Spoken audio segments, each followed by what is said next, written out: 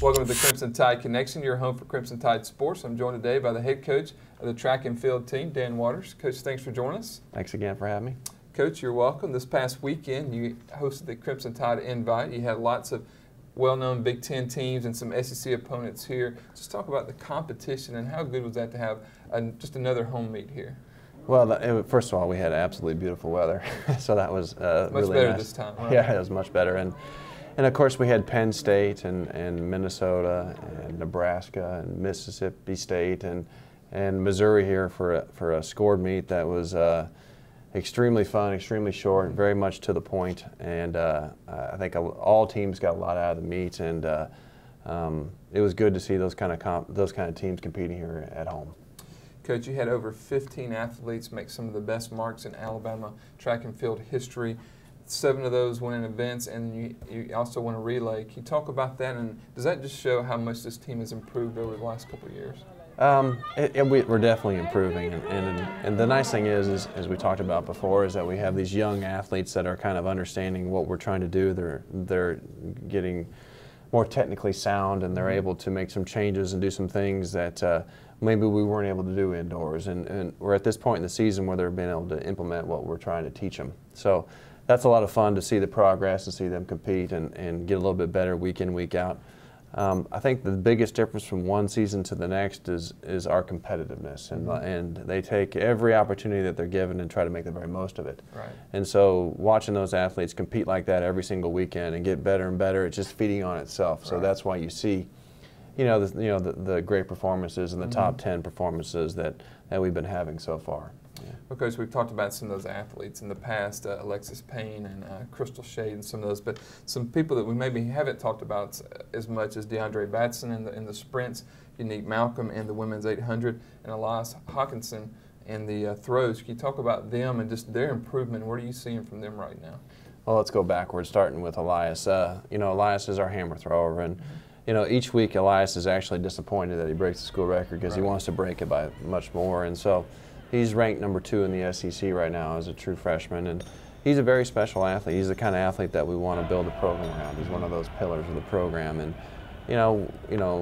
he's a team player. He buys in, does exactly what he wants to do, and Coach Reynolds is coaching him to be great at the end of the season, so he's throwing heavier implements in practice, and his timing isn't exactly where he wants it to be at this point. So we expect to see much, much better things out of him as we go.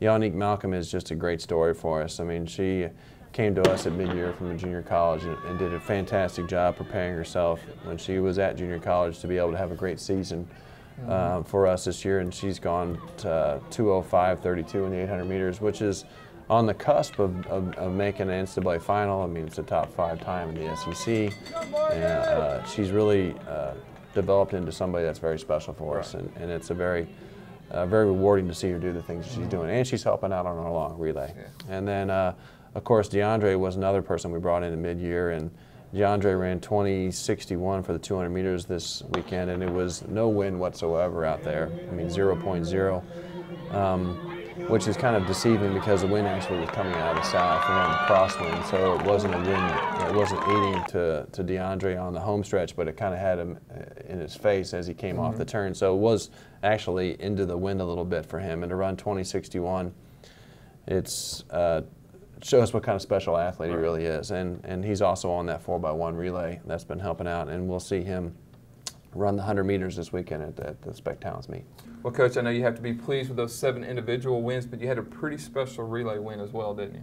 We did. The men's 4x1 won the event this weekend, and they ran 39:17, which in the sprint world is getting pretty close to the elite. It's I think currently ranked number 3 in the nation, and just approaching our school record, which is some very special athletes that ran 38:91 about 20 years ago, so maybe even longer than that. It's very special to see what they're doing, and as long as they keep progressing, hopefully they'll be one of those teams that dips under the 39-second barrier, and if they do, they'll be one of the elite sprint programs in the nation. Coach, can you talk about some of those guys that's on that relay team, and just what have you seen from them? Well, it's a great mixture of different athletes. Alex Sanders is a kid that came to us in the fall here. He's a junior college transfer, and and is doing a fantastic job leading it off. And then, of course, DeAndre, who we spoke about, is running second leg, and the difference that he makes up and what he does for us on second leg is incredibly special. If you take it, watching the video, it's pretty amazing how much ground he can cover on second leg. And then a very good turn runner in Akeem Haynes. He's doing a fantastic job running the third leg for us, and he's good at moving the stick through the zones. And then, of course, Deshane Ferrier is our veteran senior on the anchor, and we tell him just to hang on for dear life. Right. So, yeah. He's the finisher. That's right, yeah. Coaches, we were talking about just the teams that were here. What does it mean to be able to have some of those big-time teams like those teams come here and kind of establish this as maybe Tuscaloosa, Alabama, as a place where you're going to start having some big-time meets? Well, that's exactly one of the goals of the program. I mean, one of the things that we talked about when I was hired here is building a fan base and doing some things to build a community of track and field here in Tuscaloosa in the state. And having meets like that's exactly what it does. And we hired a timer that did a fantastic job just with the live results, and you can go watch it online. We streamed it. So you could, families could watch it from all over the world and watch the contest.